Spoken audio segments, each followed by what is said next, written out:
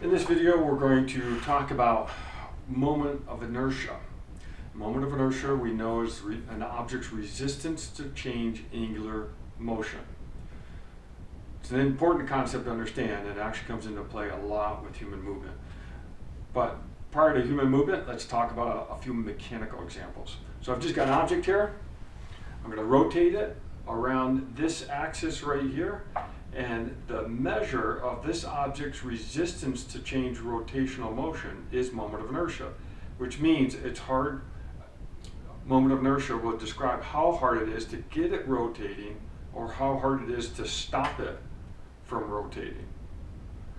The most important thing to understand when we're looking at moment of inertia is where is the axis of rotation.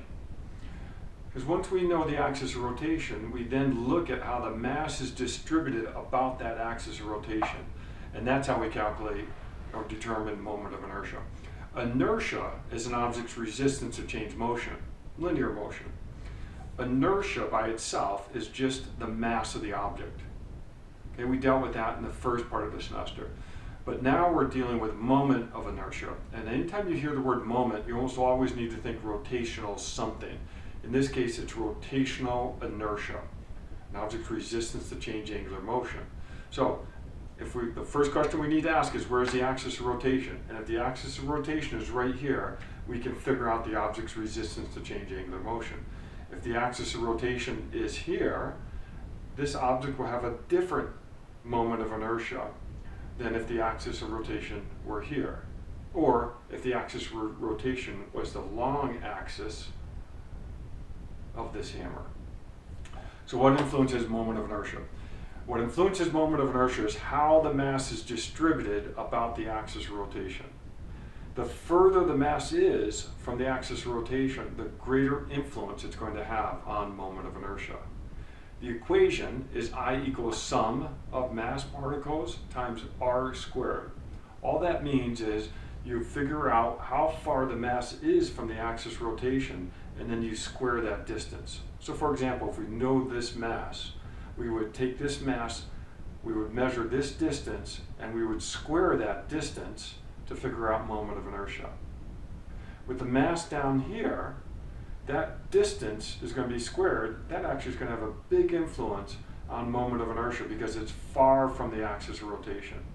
Now if I rotate this around, and I start rotating this object around this axis, now there's very little mass far from the axis of rotation.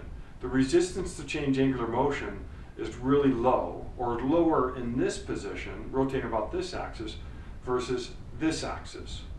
It's the same object, but the moment of inertia is greater when the object's rotating about this axis versus this axis. Why? Because the mass, the majority of the mass of this object is closer to the axis of rotation. If we rotate the object around this axis, right here, around this way, now the moment of inertia is really small because all the mass is close to the axis of rotation.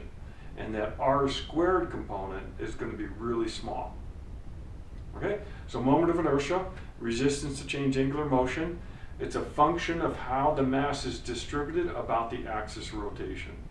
So first question you have to ask, if we say, what's the moment of inertia of this object? We have to say, where is the axis of rotation? Once we know the axis of rotation, we figure out how the mass is distributed relative to that axis. Okay? If we know the axis of rotation is here, the moment of inertia is going to be different than if we rotate this object around some other axis, even in the middle. Okay? So this becomes a really big important thing, even with something like cycling, which involves a lot of rotational stuff. And something that cyclists often have to deal with is the moment of inertia of the wheel that they put on their bike.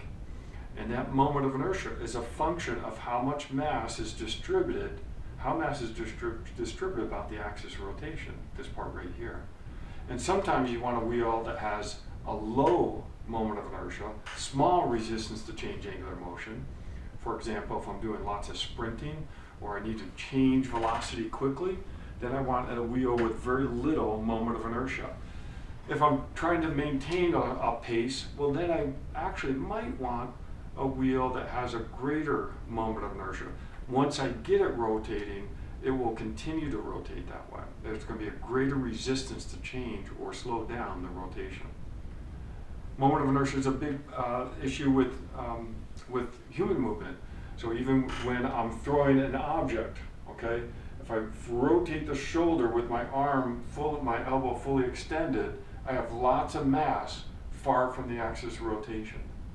But if I bend my elbow, flex my elbow, and I rotate this way, I have less resistance to change angular motion than if I have my elbow extended and rotated about the shoulder. Same arm, same upper arm, same forearm. What's different is how the mass is distributed about that axis of rotation. We see this all the time in somersaulting, aerial maneuvers, where a person gets into a small ball in a tuck position. They're trying to bring all the mass close to the axis of rotation.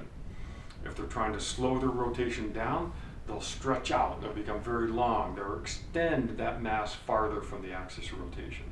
This is all related to moment of inertia. Okay, moment of inertia, an object's resistance to change angular motion. The equation is sum of mass particles and how far those mass particles are squared. Sum of mr squared. The units, kilogram, meters squared. Okay, thanks everybody.